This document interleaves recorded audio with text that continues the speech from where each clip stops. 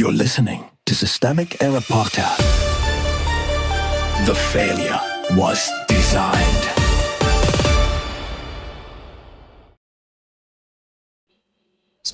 My Dard.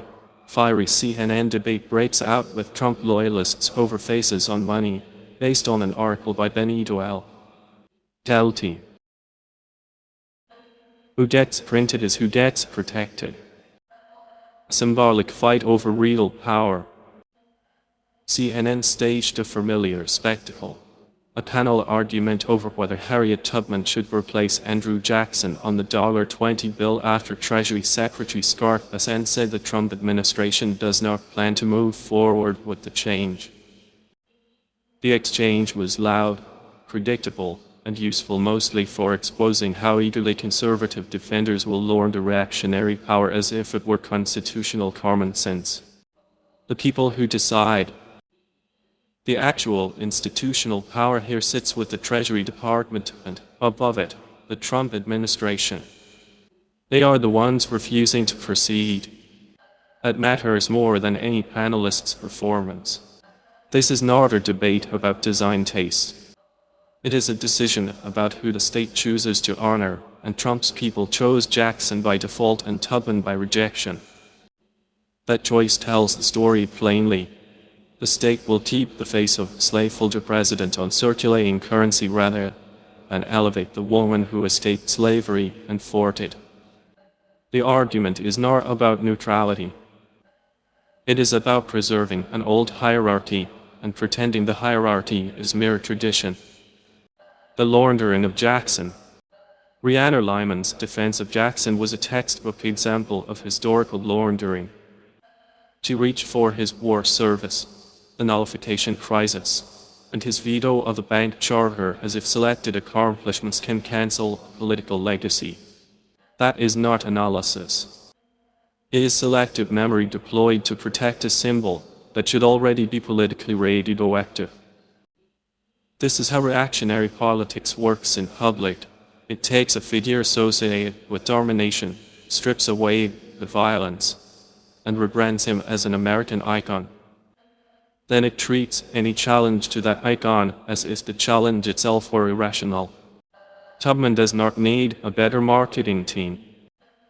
Phillips' point was the one grounded in reality.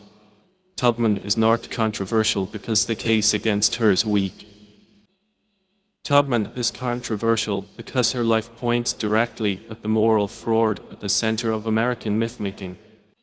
She was, as the panel noted, a gun-toting abolitionist and an ordinary person who put her body on the line. That is exactly why she belongs on the bill and exactly why defenders of the status quo recoil. The question is not whether Tubman can be made to fit a narrow commemorative template. The question is why a nation that celebrates courage and freedom keeps defaulting to men who defended coercive power. The misdirection is the point. Lyman's "What's the argument for Harriet Tubman?" was the most revealing line in the segment.